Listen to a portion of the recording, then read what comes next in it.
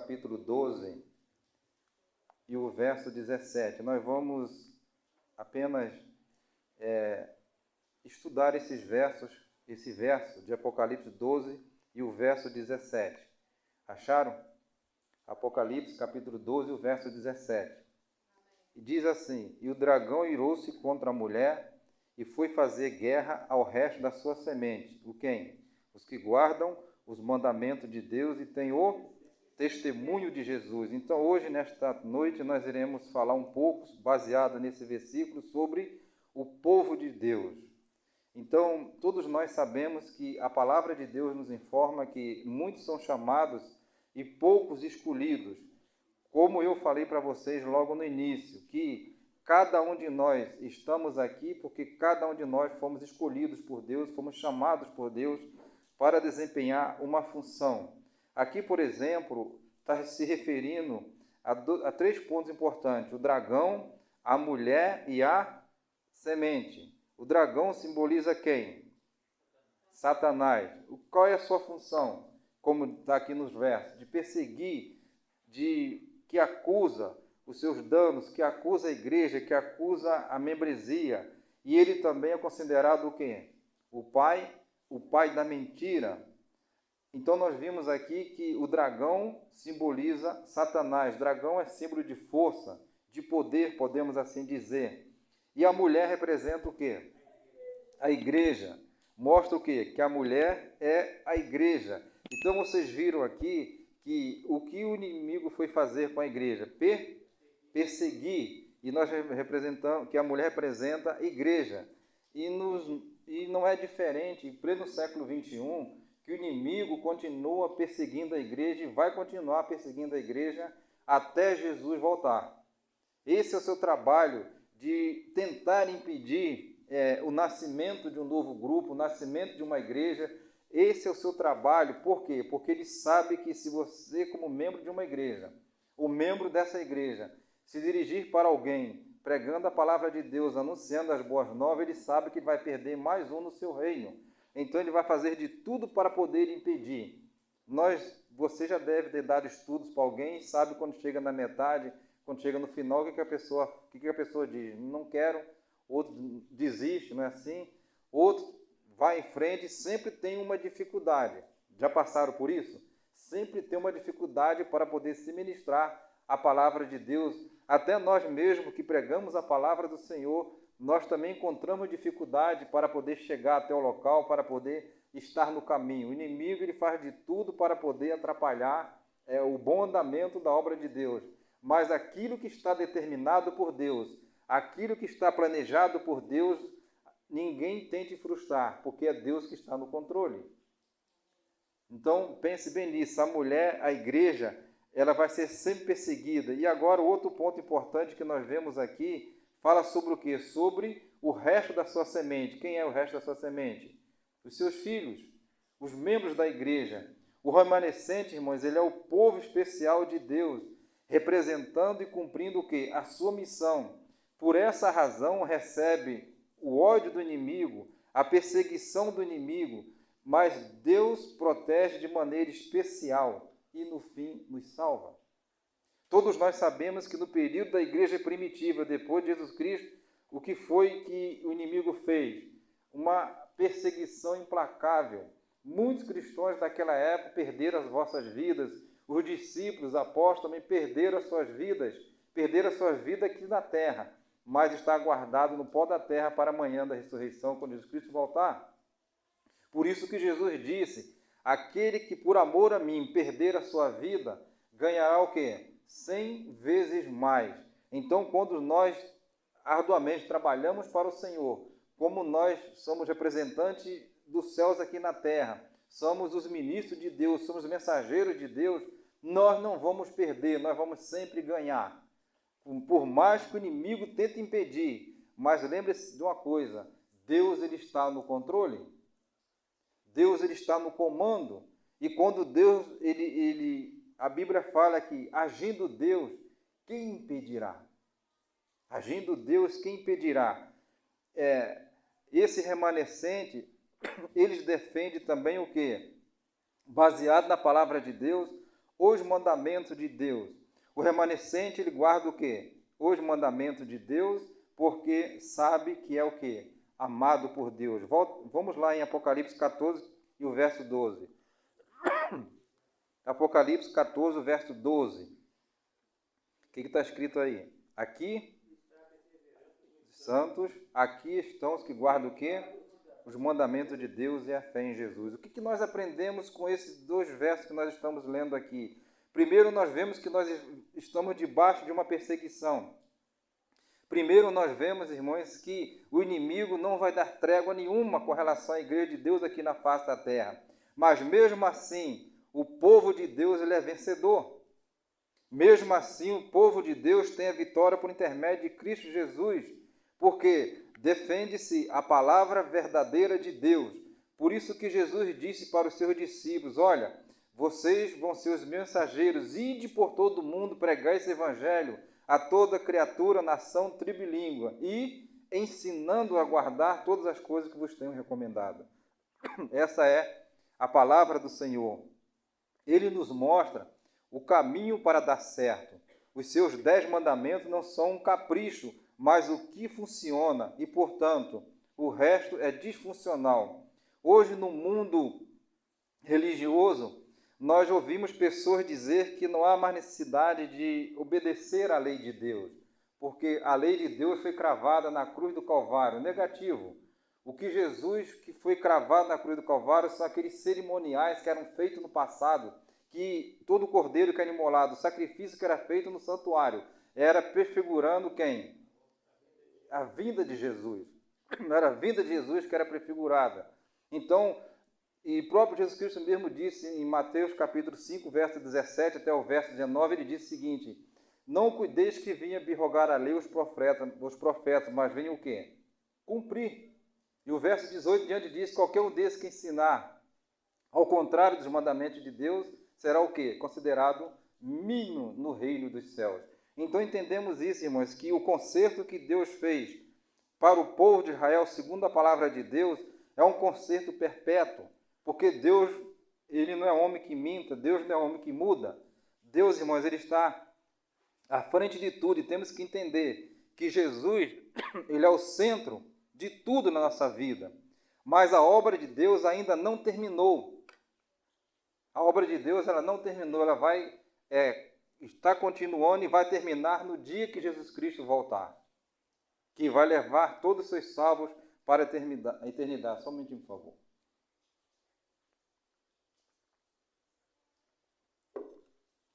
Irmãos, mas infelizmente Jesus Cristo disse que nos últimos dias surgiriam o quê? Falsos cristos, falsos profetas. E é o que nós vemos muito por aí no nosso meio.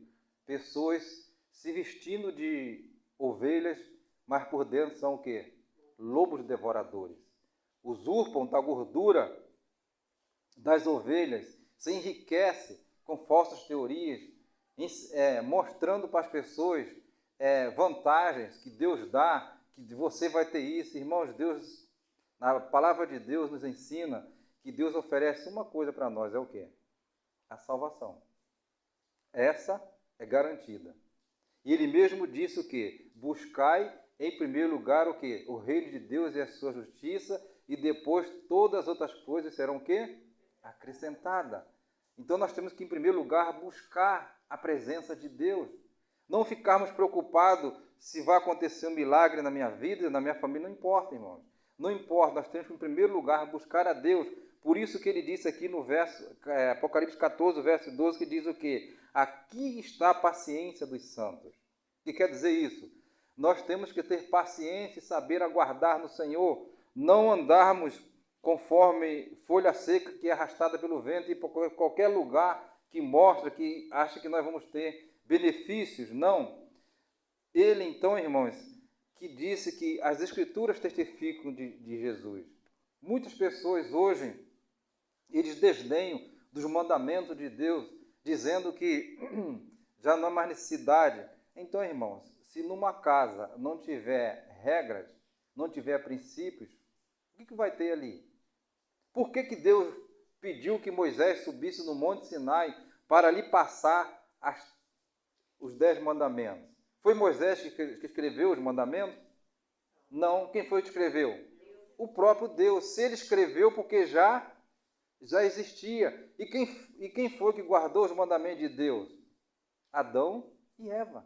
Dois princípios que nós temos que entender, criados por Deus aqui na terra. O casamento, que juntou o casal, e o sétimo dia. A Bíblia diz muito bem claro que, que acabando Deus de fazer toda a sua obra no sexto dia, no sétimo dia, o que aconteceu? Presta bem atenção, ele descansou e abençoou. Eu não sei, mas eu acredito que quando lançaram a pedra fundamental aqui, que foi que o pastor fez? Ele fez uma oração e abençoou junto com Deus esse local. Então essa igreja aqui é chamada casa de oração. Os irmãos entendem? Por isso que às vezes as pessoas se confundem e preferem o lado mais fácil. Porque é mais fácil você mastigar ou engolir uma água. É mais fácil, né? Você engolir água que é rápido, é isso que as pessoas querem. Só querem que aquela mensagem, aquele lugar onde ele está, venha preencher o seu ego, venha preencher talvez o que ele acha bonito.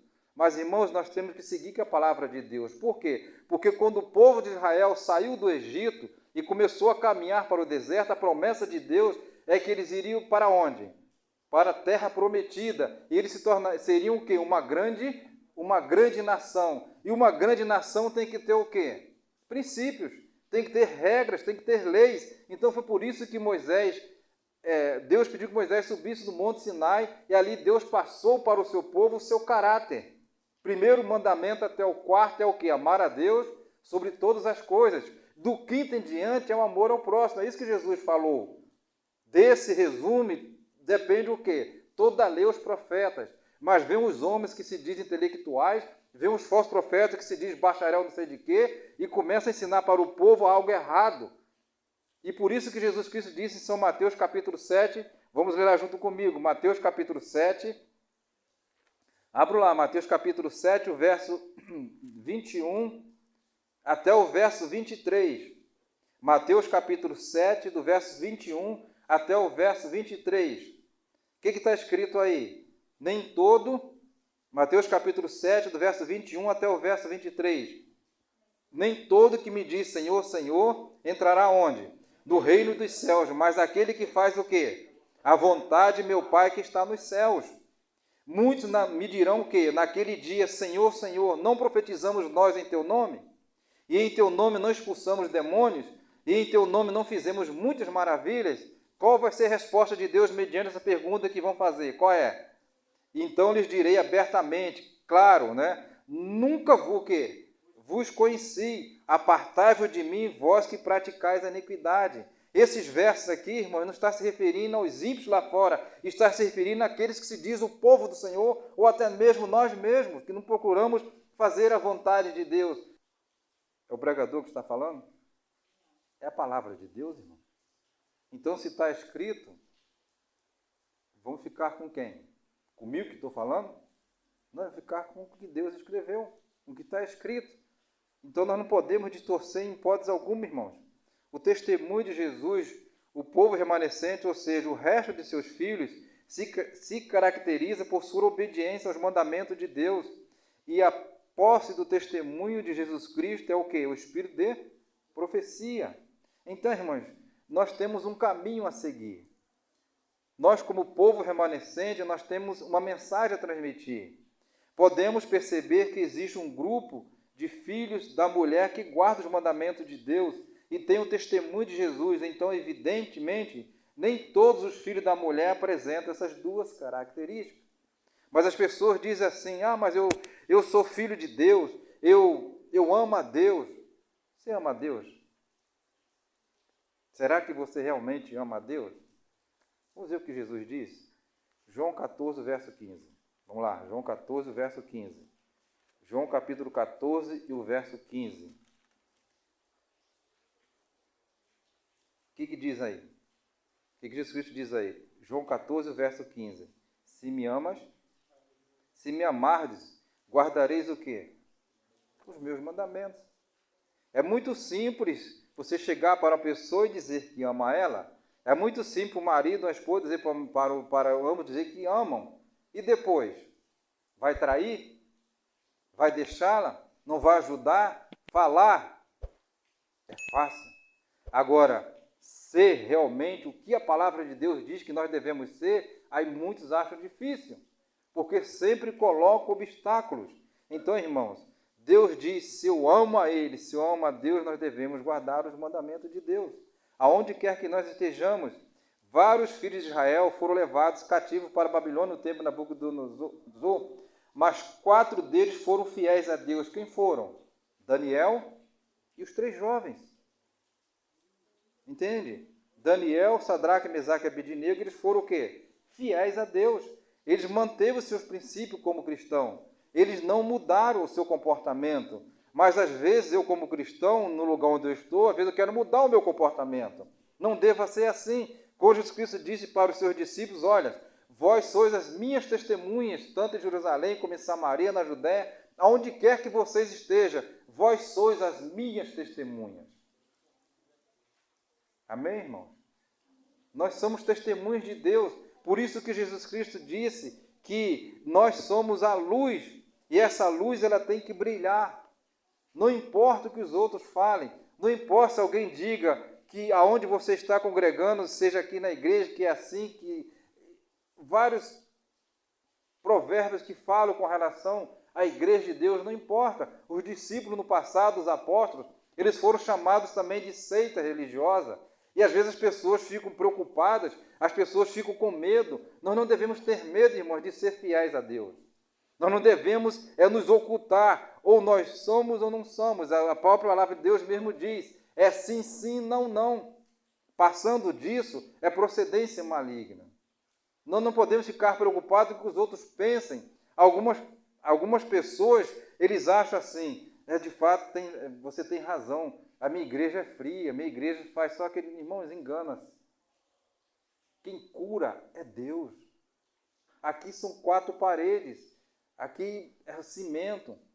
Deus ele se faz presente no tempo, se faz presente na sua vida, e se você estiver atravessando por qualquer fase difícil, se você se colocar diante da presença de Deus e buscar, por isso que ele mesmo disse, buscar-me-eis e me achareis quando buscar de todo o vosso coração. Essa é a palavra de Deus, irmão. Então nós não podemos ter medo algum, não nos ocultarmos. Neste mundo, irmãos, existem as confusões, que dá um nome traduzindo de Babilônia. Se nós formos fazer um cálculo aqui, existem muitas religiões espalhadas no mundo afora. Mas o que Jesus Cristo disse em Marcos capítulo 7? Abra lá comigo, Marcos capítulo 7. Veja o que Jesus Cristo disse, Marcos capítulo 7, o verso 7 e o verso 8. Marcos capítulo 7, o verso 7 e o verso 8. Acharam? Olha o que ele diz aqui. Em vão, porém, me honram, ensinando doutrinas, traduzindo ensinamentos que são o quê? Mandamentos de homens. Porque deixando o mandamento de Deus, retende o quê? As tradições. Isso que Jesus está falando para nós. Então, às vezes, as pessoas acreditam naquele que se diz profeta, acreditam no homem em vez de acreditar na palavra de Deus. Não é isso que acontece? Ah, não, porque fulano de tal falou, porque disse que é questão de interpretação. Irmãos, contra a verdade não existe argumento. Ou é ou não é. É o que está escrito. Veja o que diz também aqui em Apocalipse, capítulo 22. Apocalipse 22, o verso 19. Apocalipse 22, o verso 19. Olha o que diz. E se alguém tirar quaisquer palavras do livro desta profecia, Deus o quê? Tirará a sua parte da árvore da vida e da cidade santa que estão escritas neste livro. Então não se engane. Se está sendo enganado, porque às vezes muitos querem, porque tem preguiça de estudar a palavra de Deus, tem preguiça de pesquisar, e hoje nós temos uma facilidade muito grande via internet. É só você pegar seu celular e entrar no Google aí, e nas redes da igreja você vai ter aulas esplendorosas, mas as pessoas não querem, preferem receber o alimento já pronto, não querem trabalhar pelo alimento, preferem receber o alimento já pronto, aí ficam sendo enganados, e como diz a palavra, como Jesus Cristo disse, são cegos guiando cegos, e vai cair aonde? No abismo, vai cair no buraco. Então nós temos que entender isso, irmãos, o povo de Deus está aí. Então o mundo, ele anda em confusão, E Jesus Cristo mesmo disse, como eu falei para vocês, olha, ide, ensinai a todas as nações, batizando em nome do Pai, do Filho e do Espírito Santo. É por isso que nós vemos aí as grandes confusões, as aberrações no meio dos templos que se diz igreja, mas as pessoas estão enlouquecidas, estão, falando, estão curando em nome de Deus, fazendo barbaridades com a própria palavra de Deus. E a Bíblia nos ensina no livro de Pedro, que diz que muitos iriam usar a sua palavra, a palavra de Deus, para a sua própria condenação e não para a sua salvação. Então, se nós queremos ser salvos, vamos obedecer a palavra de Deus, vamos procurar fazer a vontade de Deus. Ah, mas meu parente, eu tenho um parente que ele é sacerdote, diz, irmão, se está fora da palavra de Deus, não dê ouvidos. Vamos ver lá o que diz Isaías capítulo 8 e o verso 20, que vocês conhecem. Isaías capítulo 8. Veja o que diz a palavra de Deus, Isaías capítulo 8 e o verso 20. O que está escrito aí? Vamos ler o verso 19 e o verso 20 para vocês entenderem. Que diz assim, olha, quando vos disserem, consultai os que têm espíritos familiares e os adivinhos, que o chiurei fala entre os dentes, ou murmuram, não recorrerá um povo ao seu Deus?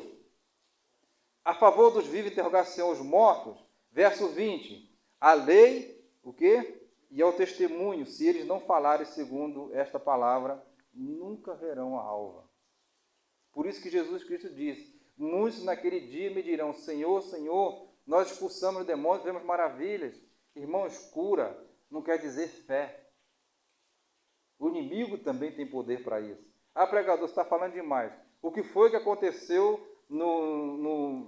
digamos assim, diante de Faraó? O que foi que aconteceu? Os magos jogaram uma vara e ela se transformou em quê? Uma serpente. Depois o que aconteceu? Moisés também fez, houve uma diferença, que a serpente destruiu a outra. Então, irmão, não fique encantado. Ah, porque eu fui no lugar e aconteceu isso. Não fique encantado com isso não, irmãos. Mantenha firme a sua fé. Mantenha firme a convicção que você tem daquilo que você crê. É por isso que a palavra de Deus diz que muitos nos últimos dias iriam dar ouvido a espíritos enganadores, a ensinamentos de doutrinas de demônios. Muitos iriam se apostatar da fé, porque talvez não teve paciência pela luta que está passando, pelas dificuldades que está passando, teve paciente de aguardar no Senhor.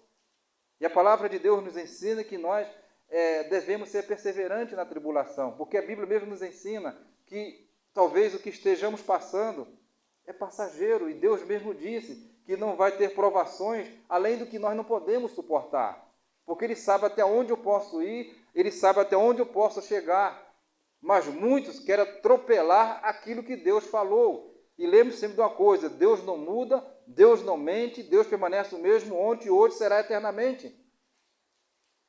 O que Deus escreveu está escrito, não foi o homem que escreveu. Aí aparecem os grandes pensadores da vida, os grandes filósofos da vida, querendo por vontade própria mostrar para o mundo ou para o povo que a Bíblia está errada. Irmãos, a palavra de Deus continua certa. Quantos anos, 1000 anos e 1000 anos a mais, essa palavra de Deus existe e ela continua viva e eficaz em nossas vidas. Basta nós crermos. Mas às vezes nós preferimos caminhar de uma maneira errada com Deus.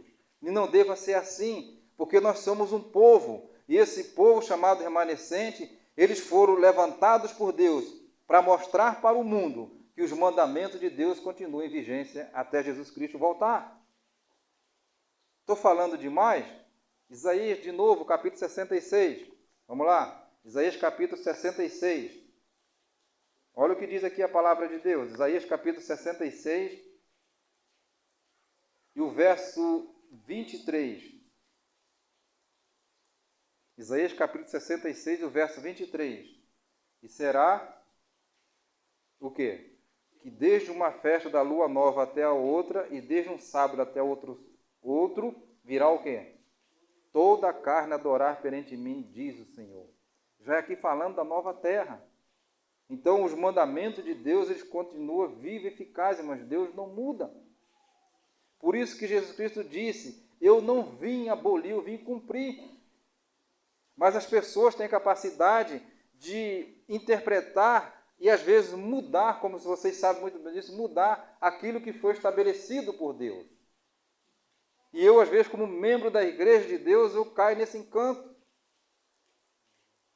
Por que eu caio nesse encanto? Porque eu quero coisas grandes. Ah, porque o fulano de tal ganhou isso, ganhou uma casa, ganhou um carro, e assim vai, por aí afora. Irmãos, nós somos passageiros aqui na terra. A nossa pátria não é aqui, é na eternidade. Eu já tenho esse tempo todo na igreja, já sofri afronta de família, já perdi coisas, já perdi oportunidades grandiosas para poder obedecer a palavra de Deus, mas estou aqui para a honra e glória de Deus. Estamos aqui também para a honra e glória de Deus. Às vezes as pessoas falam da igreja adventista, vou ser bem claro com os irmãos, dizendo que é uma igreja fria, dizendo que nós somos seita, dizendo que somos necrófitos, cadáveres espirituais, dizendo que aqui não tem poder, dizendo, e são várias prerrogativas que falam com relação à igreja de Deus. Mas, irmãos, essa igreja, ela tem identidade. Ela não começou alguém que fundou, não. Estude a profecia. Quantos conhecem aquele filme que foi da história da igreja, Quando Tudo Começou? Quantos conhecem? Assista. Procure no YouTube, vocês vão ver. Quando tudo começou, assiste com calma. Né? Assiste com calma. Quando as crianças estiverem na escola, coloque e veja, vocês vão ver a veracidade das verdades de Deus. Vocês vão ver como é que Deus tem conduzido o povo remanescente. Eu quero só contar para vocês uma pequena experiência que nós lá na igreja vivenciamos. Como eu falei para vocês, algumas pessoas dizem assim, essa igreja não tem poder. Irmãos, o poder não está na igreja, o poder está em Deus. A Bíblia nos ensina que às vezes nós erramos por não conhecer a palavra de Deus e não conhecer o poder de Deus. A minha pergunta que eu faço para você nessa noite, meu irmão e minha irmã, você conhece o poder de Deus? O poder de Deus já atuou na sua vida? Essa igreja já orou e você viu o resultado? Já? Irmãos, um belo culto que nós tivemos na igreja, um irmão me procurou. Nessa época eu estava liderando a igreja, era o primeiro ancião da igreja. E ele falou, irmão, eu tenho uma vizinha que ela está com a filha doente. E eu falei com ela, se ele quisesse, eu iria conversar com o líder da igreja para a gente ir lá visitar. Só que tem um pequeno detalhe, irmão, é que essa jovem, ela está de cama e várias pessoas de outras denominações já foram lá e fizeram o culto, fizeram tudo e não se resolvem. Eles dizem para ela que está na sua filha trabalho de bruxaria, feitiçaria, macumbaria, e vai soltando por aí o que vocês acham. Eu falei, tá bom, nós vamos. Convidei alguns irmãos para ir, o outro ancião foi comigo, e antes de nós irmos, a Bíblia nos ensina que nós temos que fazer um preparo espiritual, porque nós não sabemos que nós vamos encontrar no caminho. E nós nos reunimos na igreja, oramos e fomos em direção a essa casa. Chegando lá, irmãos, a primeira pessoa a nos receber foi a sua mãe. Irmãos, pense numa mãe totalmente debilitada por causa da sua filha que está doente. Ela se aproximou de mim, pegou nas minhas mãos e falou, pastor, ele chama de pastor, né? Pastor, minha filha está morrendo. Sabe o que eu falei para ela? Falei, minha irmã, olha só, eu não sou curandeiro. Eu sou apenas um servo de Deus, nós somos servos de Deus. Podemos ir lá ver sua filha? Pode. Irmãos, quando nós chegamos no quarto daquela jovem, o quadro daquela jovem era de ferida dos pés à cabeça. As moscas sobrevoando sobre ela. Uma jovem na época, 19 anos, uma jovem bonita. E eu olhei para ela e pedi aos irmãos que nós fizéssemos um círculo. Ali nós cantamos os hinos. E eu segurei nas suas mãos e olhei para ela e disse assim, jovem, você acredita que Deus pode te tirar você desse problema? Ela falou, pastor, eu acredito. E as lágrimas dela diziam, você acredita que Deus poderá realizar um milagre na sua vida? Ele disse, pastor, eu acredito. Irmãos, e ali o irmão ancião, o outro, fez uma oração. Nós fizemos a oração intercessória de novo por ela. e fomos embora. E eu disse para ela, vou pegar o seu nome, porque esta semana está tendo a semana de oração na igreja, e convidei para ir. Resumo de tudo isso, os dias se passou, aquele irmão procura de novo. Eu tenho uma novidade para dizer. Adivinha quem está em pé, está curada para a honra e glória de Deus? Aquela moça. Entende, irmãos? E por que você duvida? Foi Zé Hilton que curou? Não, irmão. Foi Deus. O tempo de Deus chegou para ela. Eu acredito que muitos aqui já foram curados por Deus. Eu acredito que muitos já alcançou uma graça de Deus. E por que eu vou duvidar que aonde eu estou tem que ser como eu quero? Tem que ser como Deus quer, irmão. Por isso que nós temos que seguir esse exemplo. Aqui está a paciência dos santos, os que guardam os mandamentos de Deus. Seja firme, seja forte, seja corajoso, se mantenha vivo ao lado de Deus. Custe o que custar, não dê ouvido àqueles que falam mal, dê ouvido sim ao nosso Deus. Que Deus possa abençoar a cada um de nós nesta noite e que sua glória resplandeça sobre as nossas vidas.